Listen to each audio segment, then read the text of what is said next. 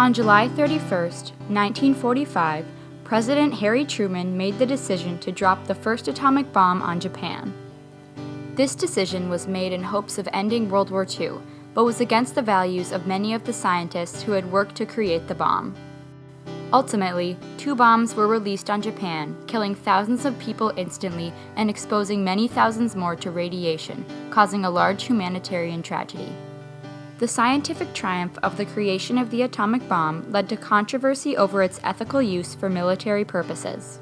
The decision to use a nuclear weapon left a worldwide legacy that began with the celebration of scientific technology and human knowledge, but led to the start of the nuclear age. At the end of World War I, a continuing ethical debate over chemical warfare became more prominent. During this war, chemical weapons, such as mustard gas, brutally killed many people and left others disabled for life. The League of Nations pushed to end the use of chemical weapons in future wars because of their inhumane effects on World War I soldiers. However, the United States Chemical Warfare Service argued that chemical weapons would ensure the protection of U.S. citizens in future wars. In spite of this argument, all members of the League of Nations ratified the Geneva Protocol in 1925, prohibiting the use of chemical weapons in international warfare. In December of 1938, Lise Meitner and Otto Frisch made the discovery of nuclear fission. Fission is the bombardment of the nucleus of an atom with neutrons, which causes the atom to divide, releasing a tremendous amount of energy. After this discovery, many countries rushed to create a nuclear program, the first of which was Germany. With the advancement of Germany's program, the Allied powers became frantic to create the world's first atomic bomb.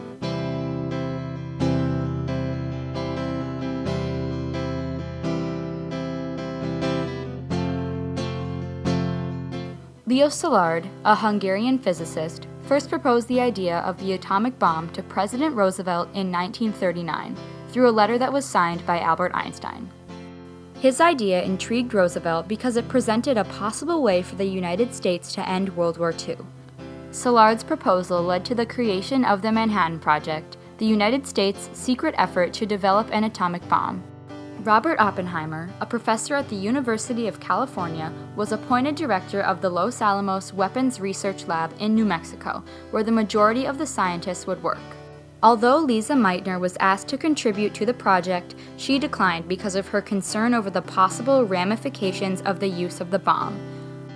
Over the course of 27 months, 3 bombs, Little Boy, Fat Man, and the Gadget, were developed.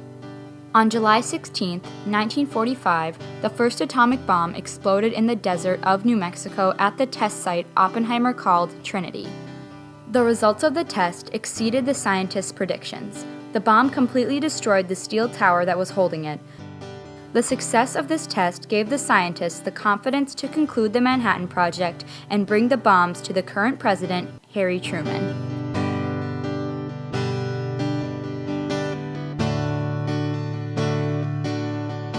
In an effort to end World War II, President Truman had the options to invade Japan, drop the atomic bomb on an isolated location, or drop the bomb on a Japanese city.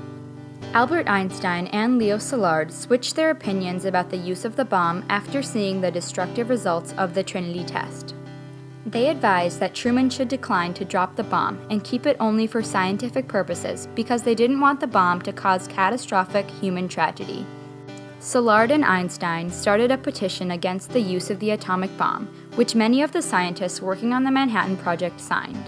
During the project, Robert Oppenheimer had not spoken against the bombs, but after the Trinity test, he began to lobby for restraint in the use of the weapons.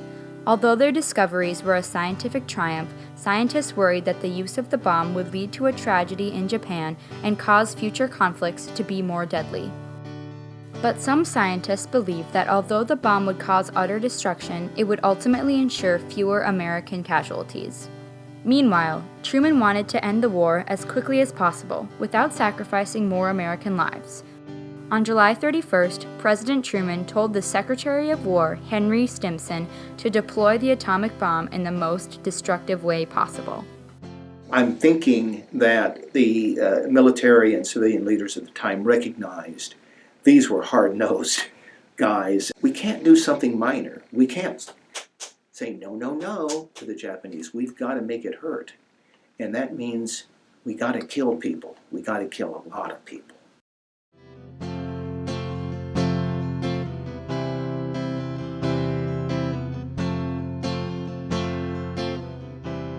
On August 6, 1945, the first atomic bomb seen by humankind was dropped from an airplane onto Hiroshima. This explosion killed 70,000 people instantly and spread an immense amount of radiation throughout Hiroshima. Along with the direct impact of the bomb, subsequent fires destroyed 92% of the city.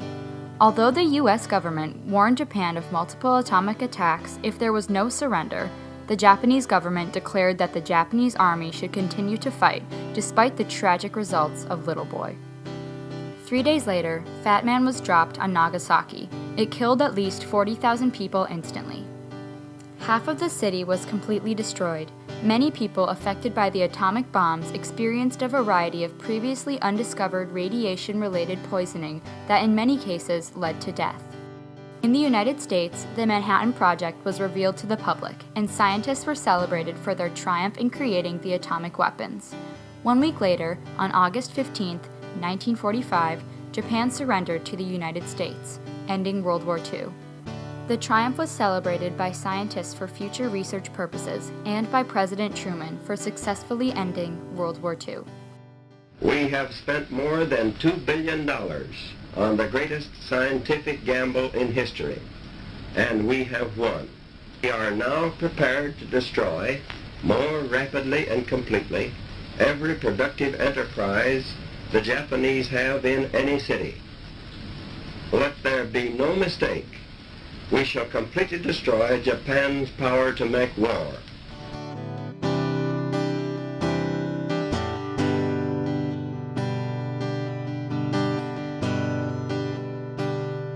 Over the next 4 months, an additional 55,000 people died in Hiroshima and Nagasaki from burns and radiation-related injuries.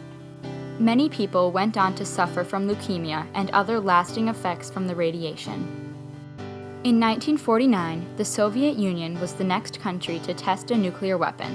Their test increased tensions between the United States and the Soviet Union, sparking the nuclear arms race.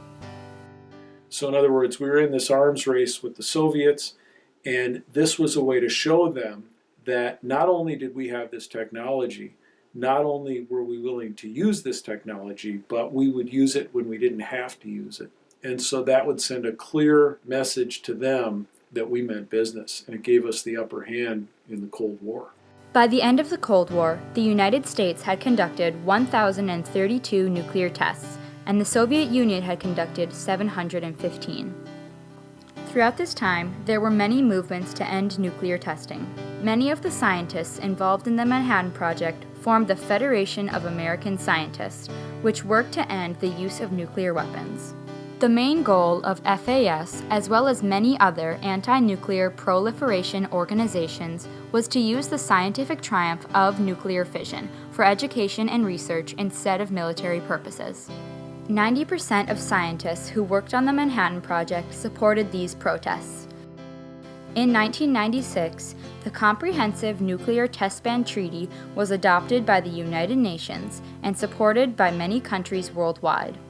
The treaty, one of many to end the use of nuclear weapons, stated that all countries should stop testing nuclear weapons and work towards eventual disarmament to prevent a repeat of the tragedy of the bombing of Japan. Many countries have honored this treaty, but there are still disagreements about the ethics of nuclear war to this day. The discovery of nuclear fission led Leo Szilard to suggest developing an atomic weapon to help end World War II. Many of the Manhattan Project scientists advised President Truman against the use of the atomic bomb because although they were proud of the scientific triumph, they realized that its use would cause a devastating humanitarian tragedy. The creation of nuclear weapons opened many possibilities for scientific research, but also began an ethical debate over their use for destructive military purposes.